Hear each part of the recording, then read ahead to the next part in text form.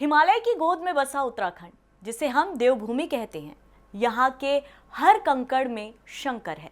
लेकिन क्या आप जानते हैं कि इसी देवभूमि में एक ऐसी देवी भी विराजमान है जिनकी मर्जी के बिना केदारनाथ का पत्ता भी नहीं हिलता।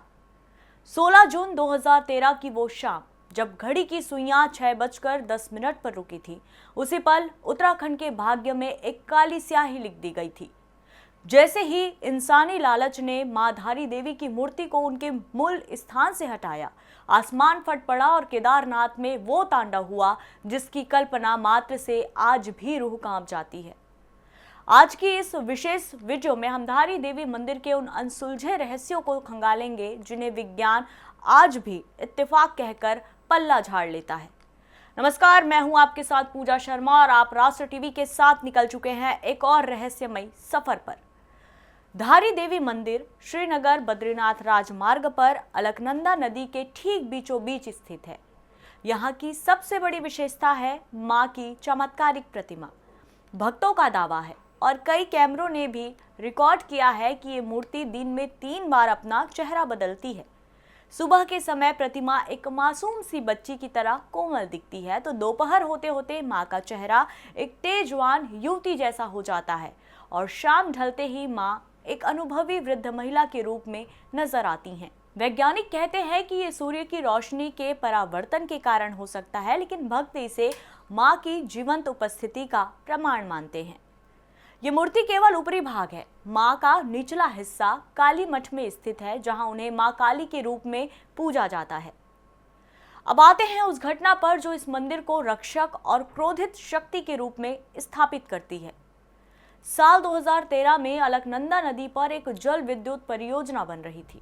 बांध के पानी के कारण मंदिर डूबने वाला था। प्रशासन ने फैसला किया कि मां की मूर्ति को उनके प्राचीन मंच से हटाकर कुछ फीट ऊपर शिफ्ट किया जाए। स्थानीय पुजारियों और ग्रामीणों ने चेतावनी भी दी थी कि मां को उनके स्थान से हटाना प्रलय को निमंत्रण देने जैसा होगा, लेकिन विकास की अंधी दौड़ में चेतावनी अनसुनी कर दी गई। 16 जून की शाम जैसे ही क्रेन से मूर्ति उठाई गई, अचानक मौसम ने ऐसी पलटी ली कि चारों तरफ अंधेरा छा गया और फिर अगले कुछ घंटों में केदारनाथ में वो जल प्रलय आई जिसने हजारों लोगों को निगल लिया। लोग इसे इत्तेफाक नहीं बल्कि मां का क्रोध मानते हैं, क्योंकि सन 1882 में भी जब एक स्थानीय राजा ने मूर्ति हटाने की कोशिश की थी, तब भी भारी भूस्खलन हुआ था। इस बीच आपके मन में सवाल भी उठ रहे होंगे कि आखिर मां यहां पहुंची कैसे। तो लोक कथाओं के अनुसार सदियों पहले भीषण बाढ़ में मां काली की एक शिला अलकनंदा में बहती हुई धारी गांव के पास एक चट्टान से टकराई थी। गांव वालों ने नदी से आती एक पुकार सुनी जिसमें उन्हें मूर्ति स्थापित करने की आवाज आ रही थी। तब से मां इस इलाके की कुलदेवी बन गई। केदारनाथ और बद्रीनाथ जाने वाले हर तीर्थयात्री के लिए ये नियम है कि वह पहले धारी देवी के दर्शन कर उनकी अनुमति लें। माना जाता है कि मां धारी देवी ही ऊपरी गढ़वाल की रक्षा करती है और आने वाले विपदाओं को अपने ऊपर ले लेती हैं।